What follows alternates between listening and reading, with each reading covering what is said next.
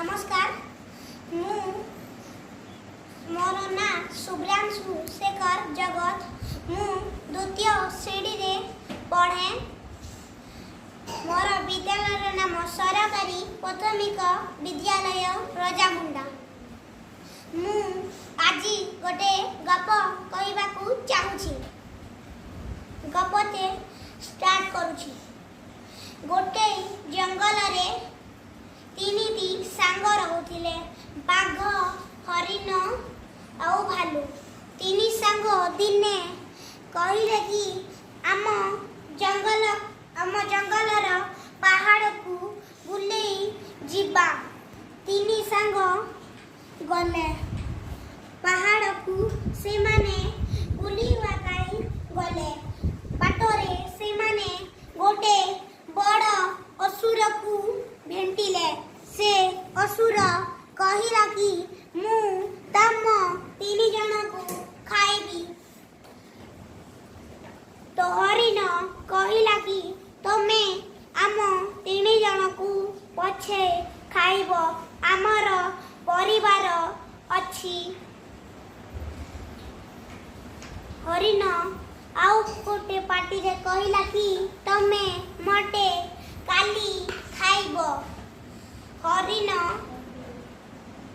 आसिला आउ कहिला तू गोटे आसीचु काई कि दुई लोक गोटे को मटे खाइबा को मजा आसे नै।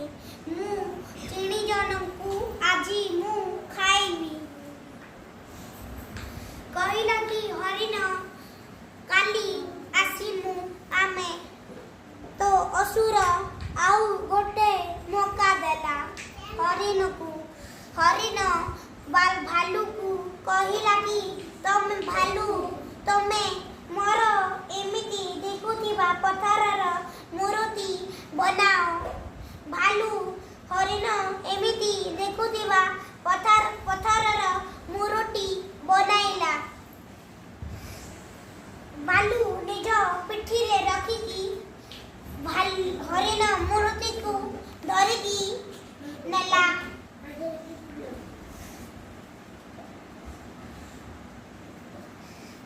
आउ भालू कहिला कि तमे आगोई मोर सांग हरिण को खाओ। असुर हाँ कहिकी निज हाथ आग करिकी हरिण को बेटिकी निज पाटी रे चोबैला को तार सबु दांत भांगी कही तले पड़ी गला। महाबल बाघ को भालू आवाज देला। महाबल बाघ गोटे चंपा गोटे पंजारे असुर को मारी देला।